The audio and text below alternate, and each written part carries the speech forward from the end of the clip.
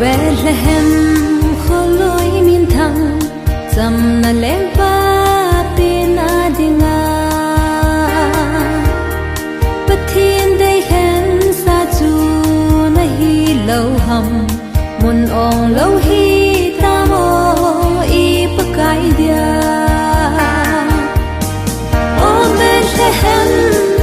Bethlehem na sunga mon ong lo hi ta pakai dia hết thi min lăng một trên lệ xuân là in đan sung nong pen mon pen an na te O Bethlehem kholung si dong lei si go thil ngai lut sala na pam pai zing hitam pakai su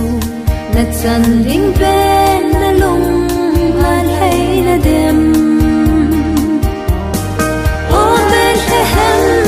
O Bethlehem na sung amon long lo hitam I pakai dia hết thi min lang một trên lệ xuân na in đan sung nong pen mon pen am na te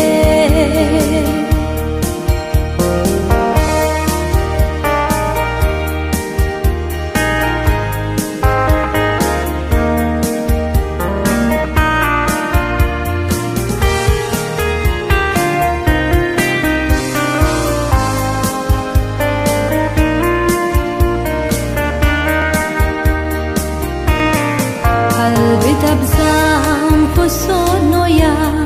na ling vai nge ye olal jisu chun na ding nei lau gan nan kung sunga bong sun nam se la bo na chan hita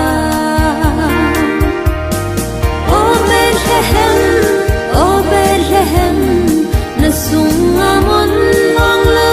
hita I pakai dia hết thi min lăng một trên lệ xuân là in đan sung